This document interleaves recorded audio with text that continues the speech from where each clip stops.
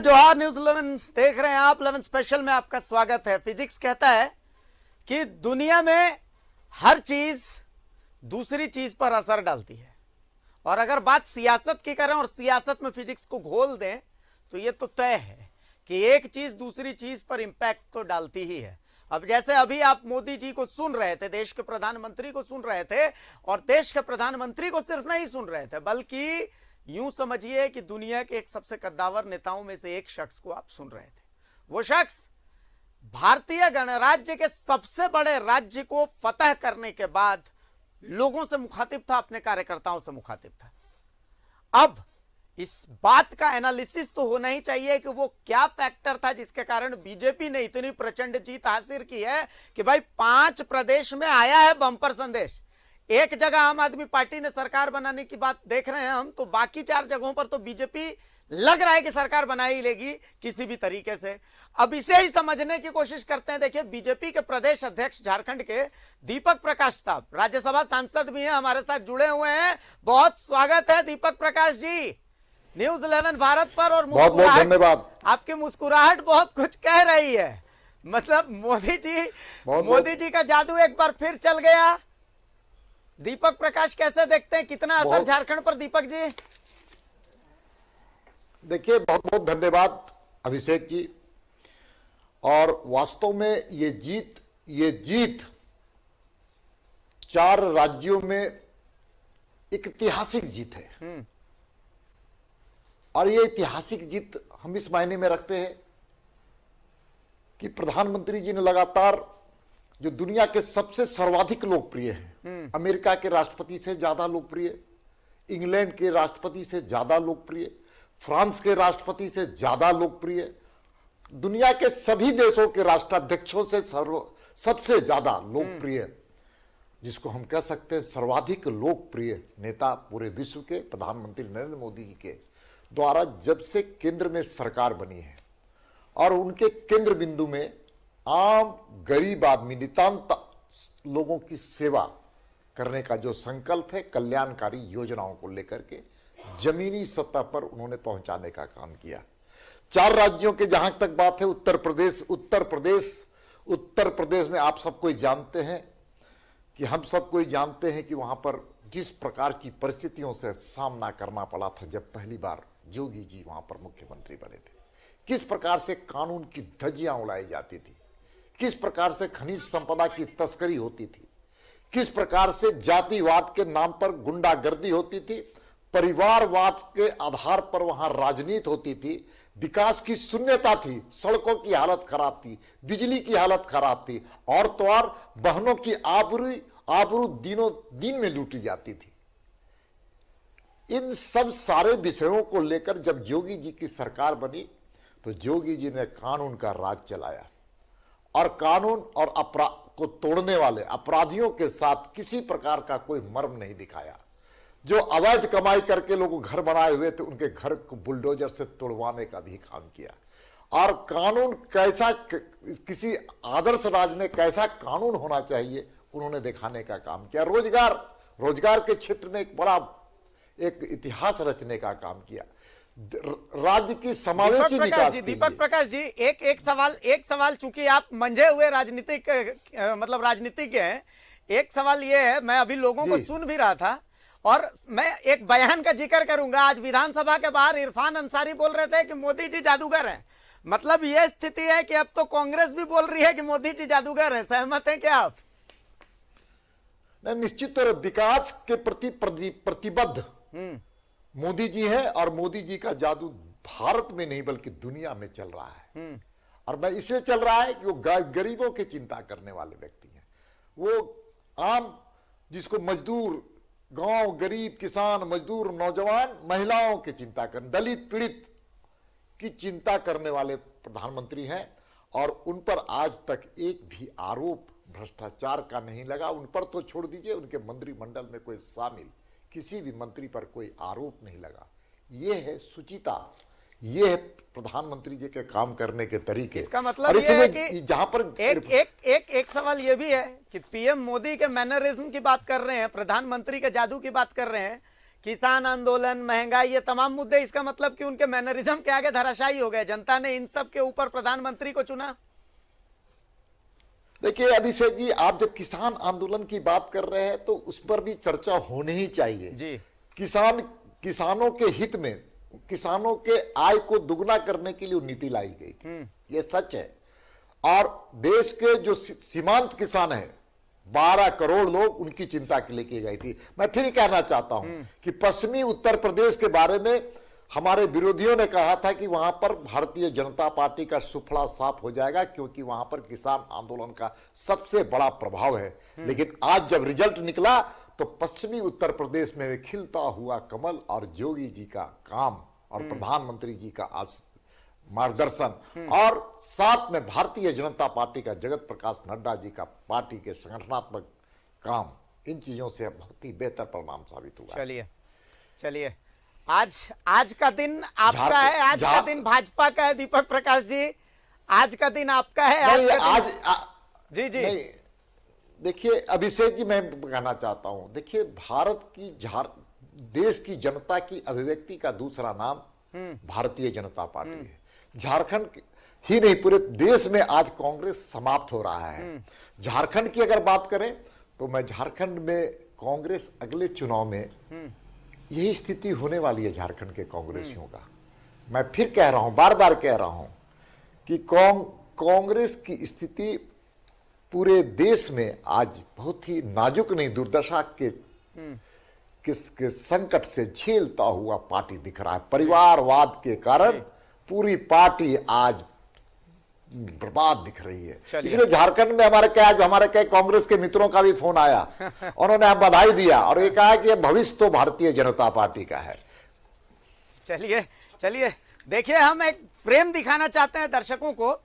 झारखंड के लोगों ने इतना बड़ा फ्रेम नहीं देखा होगा। एक फ्रेम में झारखंड बीजेपी के जितने बड़े नेता हैं आपको दिख रहे होंगे। हमारे साथ दीपक प्रकाश जी जुड़े हुए हैं, हमारे साथ रघुवर दास साहब जुड़े हुए हैं, हमारे साथ बाबूलाल मरांडी जी जुड़े हुए हैं और हमारे साथ संजय सेठ साहब भी जुड़े हुए हैं। इतना बड़ा बीजेपी से जुड़ा फ्रेम झारखंड ने आज तक नहीं देखा होगा। मैं तमाम लोगों का बहुत स्वागत कर रहा हूं। दीपक प्रकाश जी, आपने अपनी बात रख दी, बहुत शुक्रिया दीपक प्रकाश जी कि आपने अपना वक्त दिया हमें। मैं एक बार बाबूलाल मरांडी साहब के पास आ रहा हूं। बाबूलाल मरांडी जी, सबसे पहले बहुत शुभकामना भारतीय जनता पार्टी को, बाबूलाल मरांडी जी को इतनी बड़ी फतह के लिए। बाबूलाल मरांडी जी, किस तरीके से देख रहे हैं इस प्रचंड जीत को?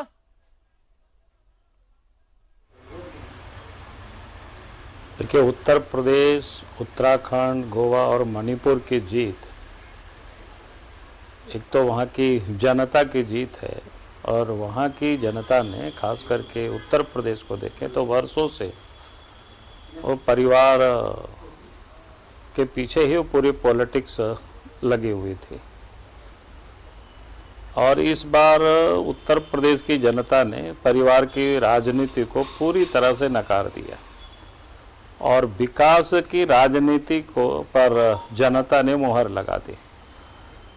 क्योंकि आज उत्तर प्रदेश के बारे में सुन रहे थे कि वे पिछले 35 वर्षों से कोई भी सरकार दोबारा सत्ता में नहीं आई थी लगातार, लेकिन पहली दफ़ा योगी जी के नेतृत्व में पूरे 5 वर्षों तक जिस प्रकार से उन्होंने उत्तर प्रदेश में काम की और देश के प्रधानमंत्री नरेंद्र मोदी जी के कुशल नेतृत्व में जो देश तरक्की कर रहा है और देश में जो आम जन है, गरीब है, उनकी वो चिंता कर रहे हैं, महिलाओं की चिंता कर रहे हैं और जनता की जो विश्वास है आज भारतीय जनता पार्टी के प्रति, देश के प्रधानमंत्री के प्रति और फिर उत्तर प्रदेश के राज्य के मुख्यमंत्री के प्रति और भारतीय जनता पार्टी के नेतृत्व के प्रति एक विश्वास और एक भरोसा जो बना।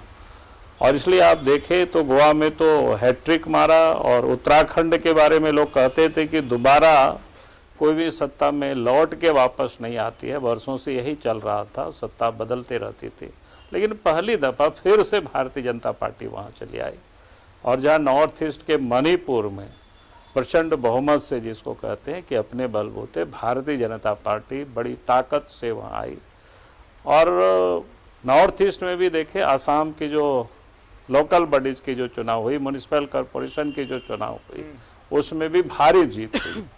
ये अब दर्शाता है कि देश की राजनीति में अब भारतीय जनता पार्टी के प्रति, देश के प्रधानमंत्री नरेंद्र जी मोदी जी के प्रति अब लोगों की जो विश्वास और भरोसा बढ़ा है और मजबूत हुआ है और देश आगे बढ़ रहा है। और जो लोग वर्षों तक इस देश में, प्रदेशों में जो तुष्टीकरण की राजनीति कर रहे थे, कि जनता ने उस राजनीति को पूरी तरह से नकार दिया। अच्छा बाबूलाल जी, इन तमाम प्रचंड जीतों का झारखंड पर कितना असर पड़ेगा?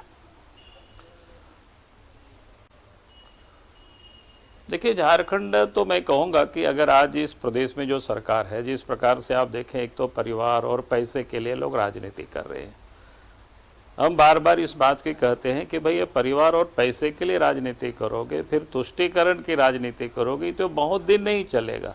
कांग्रेस पार्टी का तो इतनी समय में आज क्या हो गई, उनकी हालत पूरी तरह से उड़ गई। तो आज ये भी जो पार्टी है, आप देखेंगे कि जिस ढंग से, जिस प्रकार से काम कर रही है, तो आने वाला समय जब से ही जनता को अवसर मिलेगी, उस समय इस सरकार को पूरी तरह से लोग उखाड़ करके फेंक देंगे। चलिए, रघुवर दास जी भी हमारे साथ जुड़े हुए हैं, पूर्व मुख्यमंत्री रघुवर दास जी। यूपी की जीत ये संदेश दे देते हैं कि भाई खांटी हिंदुत्व चलेगा। रघुवर दास जी यूपी की इस जीत को कैसे देख रहे हैं?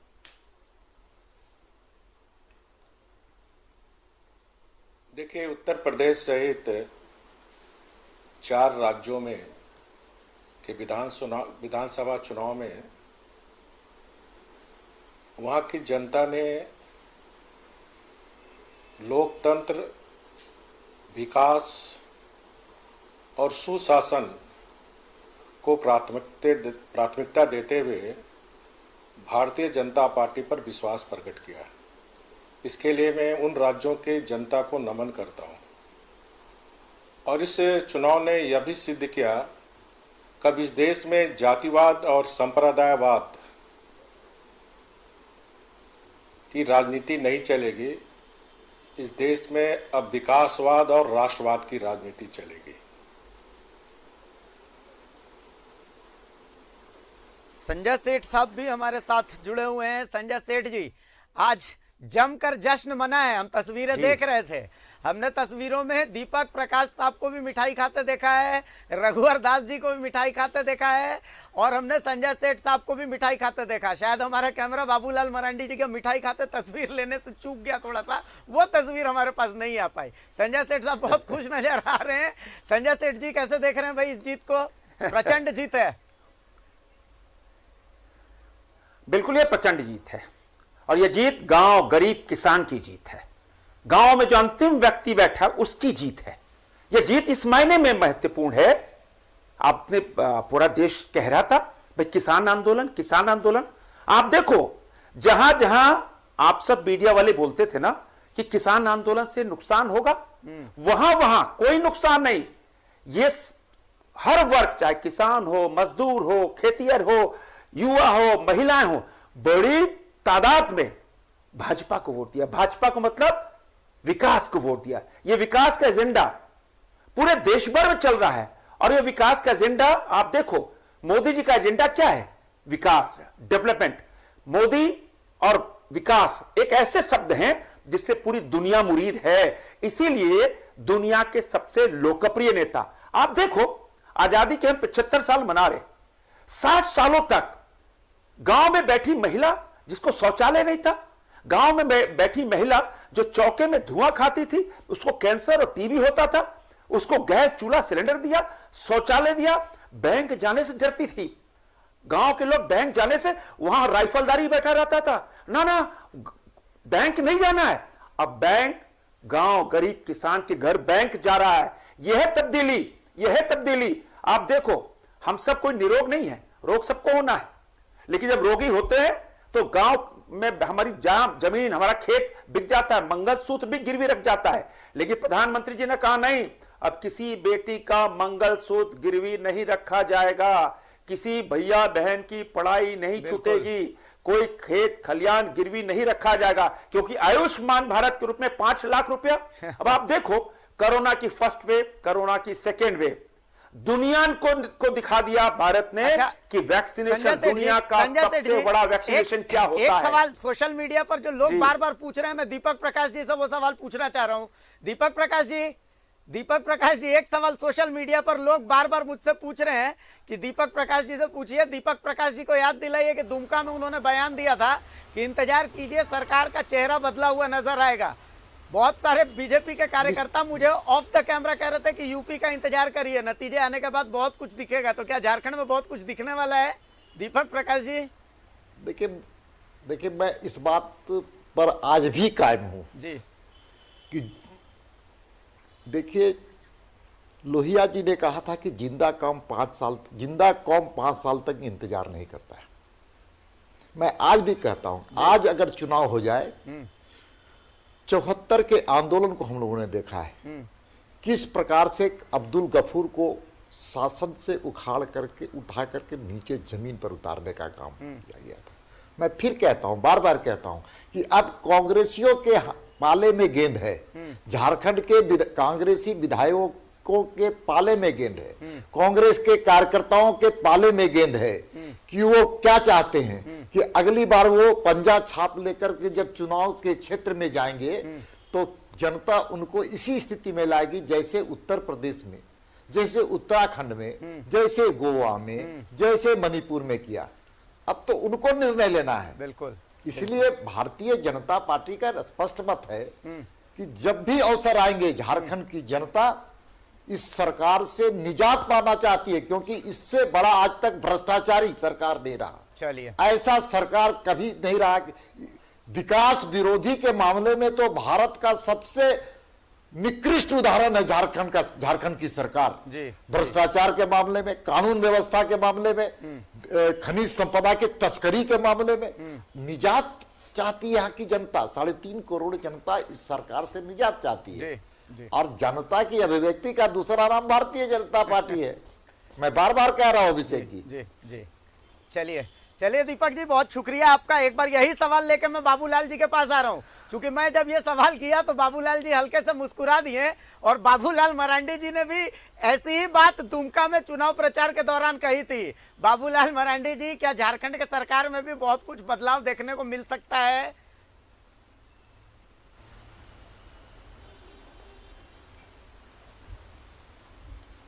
देखिए, मैंने ये तो सरकार में बदलाव क्या होगी नहीं होगी ये तो उन लोग बताएंगे ना।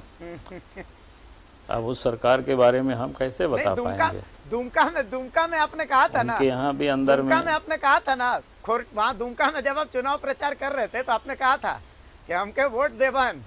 आपने अपनी वहाँ की संथाली भाषा में कहा था कि यहाँ पर दुमका में आप सरकार बनाइए, वहाँ पर हम आपका सरकार बनाएंगे। मुझे याद है बाबूलाल जी, उपचुनाव के दौरान। नहीं तो मैंने ये कहा कि अभी जो सरकार है तो उनके अंदर ही इतनी अंतर विरोध चल रहा है।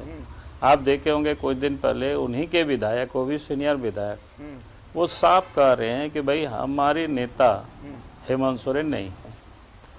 अब इसका अर्थ समझिए, वो लोग क्या चल रहा है तो ये कोई भी व्यक्ति समझ सकता है।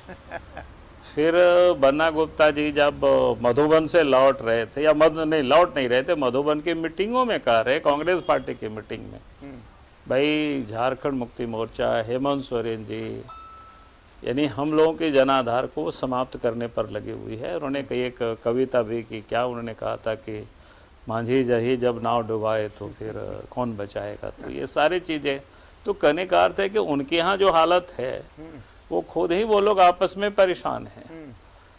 तो इसलिए उसके बारे में तो हम कुछ भी नहीं बता सकते हैं। और निश्चित रूप से हर लोगों की परेशानी, बेचैनी वो दिखाई पड़ता है उन लोगों के पास। अब लेकिन हाथ मिलाने का ऑप्शन बीजेपी की तरफ से तो खुला है। नहीं, मैं कह रहा हूँ कि हाथ मिलाने क्या, कि बीजेपी किसी से कोई थोड़े अछूत किसी को मानते हैं भारतीय जनता पार्टी कि हम लोग तो अस्पृश्यता के विरोध में ही हमेशा संघर्ष करते रहे कि भाई कोई भी छुआछूत हम नहीं मानते हैं। चलिए, बहुत इस शुक्रिया बाबूलाल जी, आपने अपना वक्त दिया। आपके- परंपरा को मानने वालों में से नहीं हम। आपने अपना वक्त दिया बाबूलाल जी, बहुत शुक्रिया। देखिए, यही सवाल मैं रघुवर जी के पास भी चाह रहा हूँ, इसलिए क्योंकि रघुवर दास साहब भी मधुपुर में चुनाव प्रचार के दौरान पहुंचे थे, तो उन्होंने भी यही बात कही थी। एक राष्ट्रीय उपाध्यक्ष के नाते पार्टी के रघुवर दास जी से भी यही सवाल है कि रघुवर जी, राजनीति में तो देखिए कोई अछूत नहीं होता, तो क्या मतलब ऐसा कुछ देख सकते हैं क्या आने वाले समय में? देखिए, 4 राज्यों के जो विधानसभा चुनाव के नतीजे में हम कह सकते हैं कि विजय पर्व की शुरुआत हो चुकी है और ये विजय यात्रा देश के अन्य राज्यों में भी, चाहे 2023 के विधानसभा चुनाव हो, 24 के विधानसभा चुनाव हो, चाहे देश के संसदीय चुनाव में, आदरणीय प्रधानमंत्री मोदी जी के नेतृत्व में ये विजय यात्रा चलती रहेगी। जहां तक झारखंड की बात है, देश का झारखंड पहला राज्य होगा जहां के मुख्यमंत्री जी स्वयं मुख्यमंत्री रहते हुए एक पत्थर का खदान लीज लेता रहा। तो ये सरकार को, मुख्यमंत्री को तो अविलंब त्यागपत्र देना चाहिए, क्योंकि रिप्रेजेंटेशन एक्ट का ये उल्लंघन है और आज नहीं तो कल मुख्यमंत्री जी को त्यागपत्र देना होगा।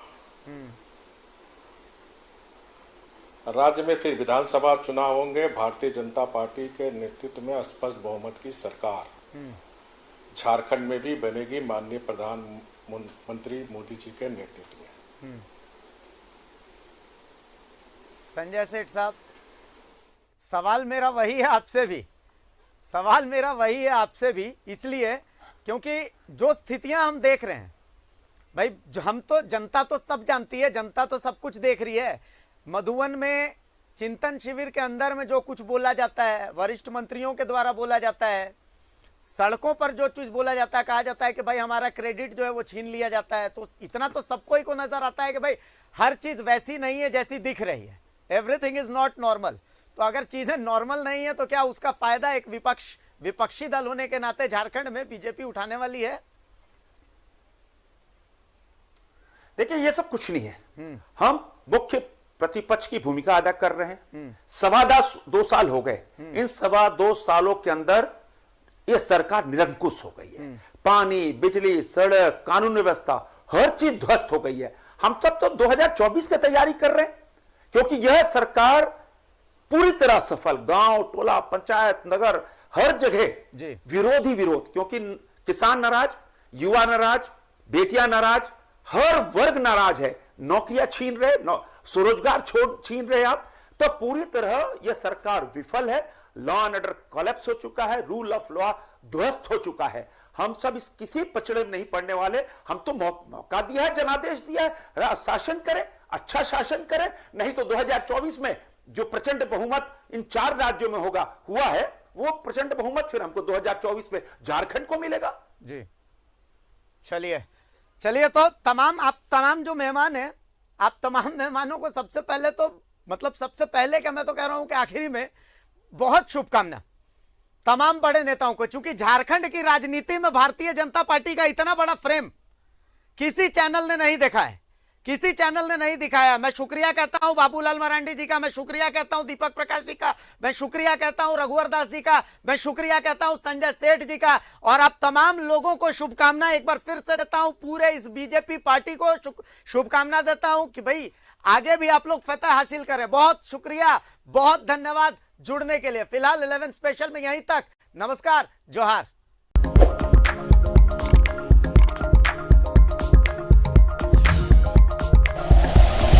Like and share videos, subscribe करें हमारा चैनल और प्रेस करें बेल आइकॉन। न्यूज़ 11 भारत, सच है तो दिखेगा।